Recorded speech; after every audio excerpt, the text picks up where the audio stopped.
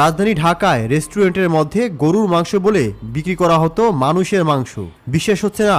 বিশ্বাস না হলে নিজেই দেখুন। এই যে আপনাকে এইভাবে বেঁধে রাখা হয়েছে কেন? কি করেছেন আপনি? লাশ চলছিলাম। লাশ চুরি করছেন? জি। লাশের দুর্গন্ধ এখনো যায়নি। আপনি রেস্টুরেন্টের কিচেনের মধ্যে পাওয়া যায় মানুষের মাথার খুলি, পায়ের হাড়গোড়, পাঁজরের হাড়গোড়, এমনকি মানুষের মাংস।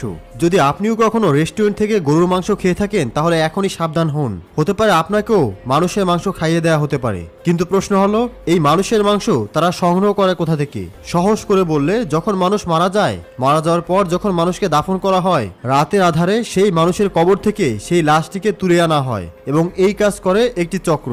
সেই লাশটিকে তুলে আনার পর সেই লাশটিকে জবাই করে কেটে সেই লাশের মাংস টুকরো টুকরো করে এই সমস্ত রেস্টুরেন্টের কাছে বিক্রি করে দেওয়া হয় এবং সেই রেস্টুরেন্ট মশলা দিয়ে রান্না করে গরুর মাংস বলেই বিক্রি করে দিচ্ছে গ্রাহকদের কাছে। গ্রাহকরা না জেনেই খেয়ে নিচ্ছে আরাম করে। মানুষের এই মাংস শুধুমাত্র রেস্টুরেন্ট পর্যন্ত সীমাবদ্ধ নয়। বর্তমানে রাজধানীর বেশ কিছু এলাকায় হালিম বিক্রেতাদেরকে দেখা যায় যারা হালিম বিক্রি করছে, যেখানে খুবই কম দামে গরুর মাংসের হালিম এবং পায়া বিক্রি করা হচ্ছে।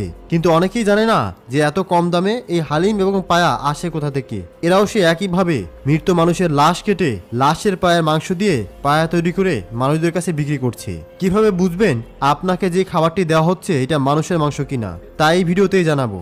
তার আগে চলুন দেখে আসি, আপনি যে ভাত খাচ্ছেন সেই ভাতের চাল কি আসলেই ধান থেকে তৈরি হয় নাকি এর মধ্যেও ভেজাল মেশানো হয়? জানলে অবাক হয়ে যাবেন, বর্তমানে বাজার থেকে আপনি যে চাল কিনে আনছেন সেই চাল আসলে ধান থেকে তৈরি হয়নি। সেই চাল তৈরি করা হচ্ছে এমন এক ধরনের প্লাস্টিক দিয়ে যা মানবদেহে ঢোকার কয়েক মাসের মধ্যেই মানুষের দেহে তৈরি হচ্ছে ভয়ঙ্কর মরণব্যাধি রোগ ক্যান্সার, যাতে আক্রান্ত হলে মানুষের মৃত্যু বলা যায় নিশ্চিত। আর এই চাল কয়েক মাস আগেই বাংলাদেশ এবং ভারতে ঢুকে পড়েছে। মূলত এই চাল তৈরি করা হয় প্লাস্টিকের সাহায্যে, যেগুলোকে তৈরি করা হচ্ছে চায়নার ফ্যাক্টরিতে। চায়না এই চাল তৈরি করার পর ভারত, বাংলাদেশ সহ এশিয়ার বেশ কিছু দেশে ছড়িয়ে দিচ্ছে।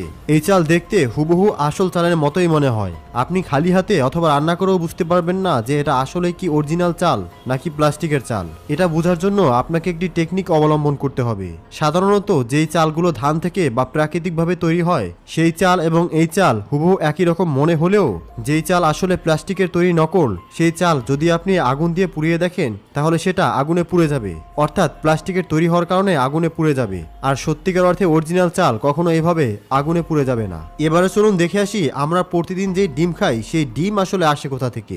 সম্প্রতি বাংলাদেশ এবং ভারতে লাখ লাখ ট্রাক চায়নার তৈরি নকল ডিম ঢুকে পড়েছে, যা ছড়িয়ে পড়েছে দেশের বিভিন্ন হাট বাজারে। হতে পারে আপনি যে ডিম কিনে আনছেন সেটাও হয়তো প্লাস্টিকের, আর এই প্লাস্টিকের ডিম খেয়ে অকাল মৃত্যু হবে আপনারও। তাই অবশ্যই জেনে রাখা উচিত কোনটি আসল ডিম আর কোনটি প্লাস্টিকের তৈরি ডিম। প্লাস্টিকের তৈরি এই ডিম তৈরি করার জন্য জেলেটিন নামক এক ধরনের প্লাস্টিকের উপাদান ব্যবহার করা হয়, যেটা দিয়ে ডিমের সাদা অংশ তৈরি করা হয়। ডিমের সাদা অংশ তৈরি করার পর একইভাবে ডিমের হলুদ অংশ বা যেটাকে আমরা কুসুম হিসেবে চিনি সেটা তৈরি করা হয় এমন একটা উপাদান দিয়ে যেটা অত্যন্ত মারাত্মক, যা অত্যাধিক পরিমাণে খেলে মানুষের লিভার ফেলিওর হয়ে মৃত্যুও ঘটতে পারে। তাই অবশ্যই জেনে রাখা উচিত আপনি যেটা খাচ্ছেন সেটা আসল ডিম নাকি নকল। দেখুন, আসল ডিম এবং নকল ডিম দুটো দেখতে একই রকম মনে হবে, কিন্তু এটি বোঝার জন্য আপনাকে কয়েকটি পদ্ধতি অবলম্বন করতে হবে। আসল ডিম আপনি যখন হাতে নিয়ে ভাঙার পরে সেটার খোলসকে আগুন দিয়ে জ্বালাবেন তো সেটার খোলস আগুনে জ্বলে পুড়ে যাবে না। কিন্তু নকল ডিম প্লাস্টিকের তৈরি হয়, যে কারণে এটার খোলস আগুন দিয়ে জ্বালালেই জ্বলে আগুনে পুড়ে যাবে। তাই অবশ্যই আপনি যে ডিম কিনে আছেন সেটা দেখে নেবেন। আপনি যদি ভুল করেও পাউরুটি কিনে খেয়ে থাকেন তাহলে এখনই সাবধান হয়ে যান। এই পাউরুটি হতে পারে আপনার মৃত্যুর একমাত্র কারণ। এই পাউরুটি খাওয়ার কয়েক সপ্তাহের মধ্যেই আপনার নির্ঘাত মৃত্যু হতে পারে যদি আপনি এই বিষয়গুলো না জানেন। তবেই আপনি জানেন কি এই পাউরুটি তৈরি করার জন্য এর মধ্যে ব্যবহার করা হয় মানুষের ফেলে দেওয়া চুল। একদম ঠিকই শুনেছেন। আর চুল খেলে মানুষের অকাল মৃত্যু হয় এটা হয়তো আপনি অবশ্যই জানেন। প্রশ্ন উঠতে পারে, চুল দিয়ে কিভাবে পাউরুটি তৈরি করা হয়? সাধারণত পাউরুটিকে মাসের পর মাস বা দীর্ঘদিন তাজা রাখার জন্যই এই চুল দিয়ে এক ধরনের উপাদান তৈরি করা হয়, যেটা পাউরুটির মধ্যে মিশানোর ফলে পাউরুটি মাসের পর মাস থাকলেও সেটা কখনো দুর্গন্ধ হয় না অথবা পচে যায় না। তবে এটাও জেনে রাখা উচিত সব পাউরুটির মধ্যেই কিন্তু চুল মেশানো হয় না। তাই বাজারের যে কোনো খোলা পাউরুটি কেনা থেকে সাবধান থাকবেন। যেই সমস্ত ব্র্যান্ডের পাউরুটিতে বিএসটিআই অনুমোদন দেওয়া রয়েছে সেই ধরনের ব্র্যান্ডের পাউরুটি কিনবেন, কারণ বর্তমানে অনেক বেকারি রয়েছে যারা একবার তৈরি করে কয়েক মাস পর্যন্ত টিকিয়ে রাখার জন্য এই চুল দিয়ে তৈরি উপাদান ব্যবহার করছে। এবার আসি মেইন কথায়, আপনি কিভাবে বুঝবেন যে আপনাকে দেওয়া খাবারটি আসলে মানুষের মাংস নাকি গরুর মাংস?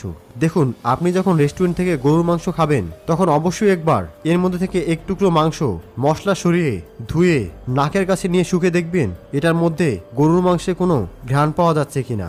যদি গরুর মাংসের ঘ্রাণ না পাওয়া যায় তাহলে বুঝে নেবেন এটা অন্য কিছুর মাংস। আর গবেষকরা বলছেন মানুষের মাংসের স্বাদ অত্যন্ত মিষ্টি হয় এবং মানুষ সেটা খুব সহজে হজম করতে পারে না। তাই যদি আপনার মাংসের মধ্যে স্বাদ অত্যন্ত মিষ্টি এবং গরুর মাংসের ঘ্রাণ না পাওয়া যায় তাহলে সেটাকে সন্দেহভাজন মনে করবেন। ভিডিওটিকে বেশি বেশি শেয়ার করে অন্যদেরকেও সচেতন করে দিন। আপাতত স্ক্রিনে দেখানো এই ভিডিওটিকে এনজয় করুন। ধন্যবাদ।